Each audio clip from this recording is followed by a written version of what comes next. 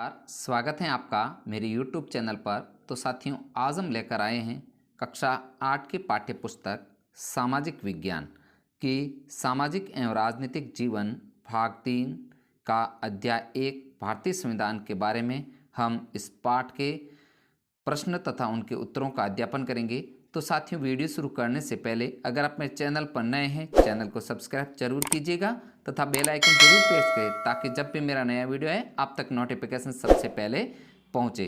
तो साथियों, शुरू करते हैं सामाजिक एवं राजनीतिक जीवन का अध्याय संख्या 1 भारतीय संविधान के प्रश्न तथा उनके उत्तर। सबसे पहले शुरू करते हैं पाठ्य पुस्तक के प्रश्न। क्वेश्चन नंबर 1 देखते हैं, किसी लोकतांत्रिक देश को संविधान की जरूरत क्यों पड़ती है? तो यहाँ पर उत्तर रहेगा, एक लोकतांत्रिक देश को एक संविधान की आवश्यकता होती है क्योंकि पॉइंट नंबर 1 कुछ महत्वपूर्ण दिशा निर्देशों को निर्धारित करता है जो इन समाजों के भीतर निर्णय लेने को नियंत्रित करते हैं। 2 नंबर पॉइंट है, संविधान ऐसे नियम निर्धारित करता है जो हमारे राजनीतिक नेताओं द्वारा सत्ता के दुरुपयोग से बचाव करते हैं। 3rd नंबर पॉइंट है, यह सुनिश्चित करता है कि एक समूह अन्य कम शक्तिशाली लोगों या समूहों के खिलाफ अपनी शक्ति का उपयोग नहीं करता है। तो इस प्रकार एक लोकतांत्रिक देश को संविधान की आवश्यकता होती है। नेक्स्ट है साथियों 2 नंबर क्वेश्चन। नीचे दिए गए 2 दस्तावेजों के शब्दों को देखें। पहला कॉलम 1990 के नेपाल के संविधान से लिया गया तथा दूसरा कॉलम नेपाल के हालिया अंतरिम संविधान से लिया गया। तो देखते हैं 1990 का नेपाल का संविधान, जिसके तहत भाग 7 की कार्यपालिका के अनुच्छेद 35 में कार्यकारी शक्तियां जो दे रखी थी, नेपाल अधिराज्य की कार्यकारी शक्तियां महामहिम नरेश एवं मंत्रिपरिषद में निहित होगी। तो ये भाग 7 के तहत अनुच्छेद 35 के तहत था। फिर नेक्स्ट देखते हैं 2015 का जो नेपाल का संविधान बना, उसके तहत जो संविधान की कार्यपालिका शक्तियां भाग 7 संघीय कार्यपालिका अनुच्छेद 75 कार्यकारी शक्तियां नेपाल की कार्यकारी शक्तियां संविधान ने कानून के अनुसार मंत्रिपरिषद में निहित होगी। तो साथियों, इन नेपाल के दोनों संविधानों में कार्यकारी शक्ति का उपयोग में क्या फर्क दिखाई देता है? इस बात को ध्यान में रखते हुए क्या आपको लगता है नेपाल को एक नए संविधान की जरूरत है तो क्यों? तो यहाँ पर हम इसका उत्तर देखते हैं। अब 1990 के नेपाल के संविधान का इस सिद्धांत पर आधारित था कि शासन की सर्वोच्च शक्ति राजा के पास रहेगी क्योंकि वह एक राजतंत्र था, जबकि 2015 का नेपाल का संविधान एक लोकतांत्रिक राज्य का संविधान है। बहुत ही इंपॉर्टेंट है। इसमें अंतिम सत्ता जो जनता में के निर्वाचित प्रतिनिधियों से बनी मंत्रिपरिषद में निहित है। चूंकि संविधान एवं कानून में भी यह व्यवस्था कर दी गई है, अतः नेपाल को एक नए संविधान की कोई ज़रूरत नहीं है। तो इस प्रकार इसका क्वेश्चन का आंसर हमने किया है। नेक्स्ट है 3 नंबर क्वेश्चन, अगर निर्वाचित प्रतिनिधियों की शक्ति पर कोई अंकुश न हो तो क्या होगा?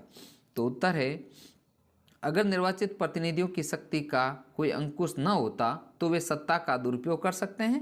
राजनेताओं द्वारा सत्ता के इस दुरुपयोग से लोगों के साथ भारी अन्याय हो सकता है। बहुत ही इंपॉर्टेंट क्वेश्चन है। नेक्स्ट है 4 नंबर क्वेश्चन, निम्नलिखित स्थितियों में अल्पसंख्यक कौन है? इन स्थितियों में अल्पसंख्यकों के विचारों का सम्मान करना क्यों महत्वपूर्ण है? इसका एक एक कारण बताइए। तो यहाँ पर सबसे पहले अल्पसंख्यक की परिभाषा के तौर पे देखना है हमें। तो क देखते हैं, एक स्कूल में 30 शिक्षक हैं, उनमें से 20 पुरुष हैं। एक शहर में 5% लोग बौद्ध धर्म को मानते हैं। एक कारखाने के भोजनालय में 80% कर्मचारी शाकाहारी हैं तथा 50 विद्यार्थियों की कक्षा में 40 विद्यार्थी संपन्न परिवारों से हैं। तो यहाँ पर अल्पसंख्यक की स्थिति बतानी है। तो क का आंसर देखते हैं। इस स्थिति में यानी कि एक स्कूल में 30 शिक्षक है, इसमें से 20 पुरुष हैं, तो इस स्थिति में महिला शिक्षक यहाँ पर अल्पसंख्यक है। अल्पसंख्यक महिला शिक्षकों के विचारों का सम्मान करना चाहिए, आवश्यक है ताकि बहुमत की निरंकुशता से अल्पसंख्यकों का नुकसान न हो। तो यहाँ पर 30 में से 20 जो पुरुष हैं यानी कि महिलाओं की संख्या सिर्फ 10 है, तो 10 है तो यानी आधे से कम होना अल्पसंख्यक है। नेक्स्ट है ख, इस स्थिति में बौद्ध धर्मावलंबी अल्पसंख्यक हैं। बौद्ध धर्मावलंबियों के विचारों का सम्मान करना चाहिए, इसलिए महत्वपूर्ण है ताकि अंतर सामुदायिक वर्चस्व की स्थापना न हो सके। नेक्स्ट है 3rd नंबर ग क्या था देखते हैं एक बार फिर वापस पुनः। एक कारखाने के भोजनालय में 80% कर्मचारी शाकाहारी हैं, तो इसका ग का आंसर है। इस स्थिति में मांसाहारी कर्मचारी अल्पसंख्यक हैं। इस स्थिति में मांसाहारी कर्मचारी अल्पसंख्यकों के विचारों का सम्मान करना इसलिए महत्वपूर्ण है ताकि खान पान में अल्पसंख्यकों को किसी ऐसी चीज से वंचित न होना पड़े जो बहुसंख्यकों के लिए सामान्य रूप से वर्जित है। नेक्स्ट साथियों, ग का आंसर, ग एक बार पुनः वापस देख लेते हैं। 50 विद्यार्थियों की कक्षा में 40 विद्यार्थी संपन्न परिवारों से हैं, तो यहाँ पर ग में इस स्थिति में 10% विद्यार्थी जो संपन्न परिवारों से नहीं हैं वह अल्पसंख्यक है। इस स्थिति में विपन्न परिवारों के बच्चों के विचारों का सम्मान करना चाहिए। आवश्यक है उन्हें गरीबी के कारण किसी तरह से भेदभाव का सामना न करना पड़े। नेक्स्ट साथियों, 5 नंबर क्वेश्चन देखते हैं।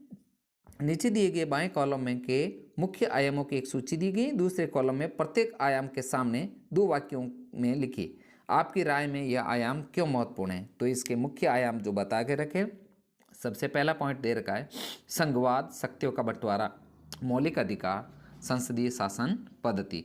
तो सबसे पहले मुख्य आयामों को देखते हैं।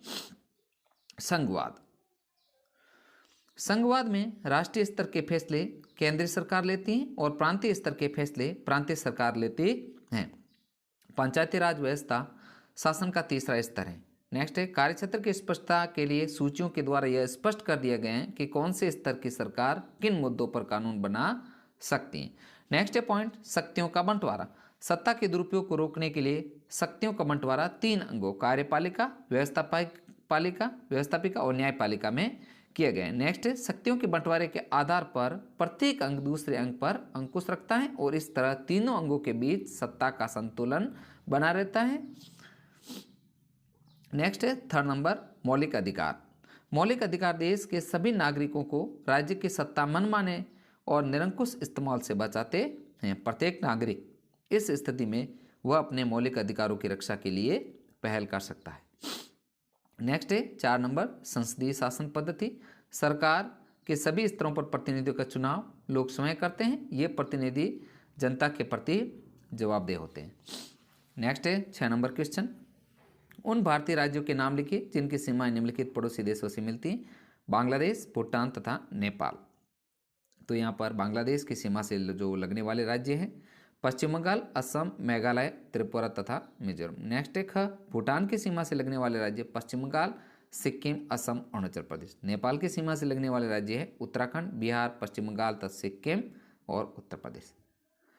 तो साथियों, इस वीडियो के तहत हमने सामाजिक एवं राजनीतिक जीवन पुस्तक का अध्याय 1 भारतीय संविधान के प्रश्न तथा उत्तरों का अध्ययन किए। साथियों, वीडियो आपको कैसा लगा? वीडियो अगर अच्छा लगे तो वीडियो को लाइक तथा शेयर जरूर कीजिए ताकि हमें मोटिवेशन मिलता रहे। मिलते हैं नेक्स्ट अगले चैप्टर के प्रश्न उत्तर के साथ। वीडियो देखने के लिए आपका दिल से धन्यवाद।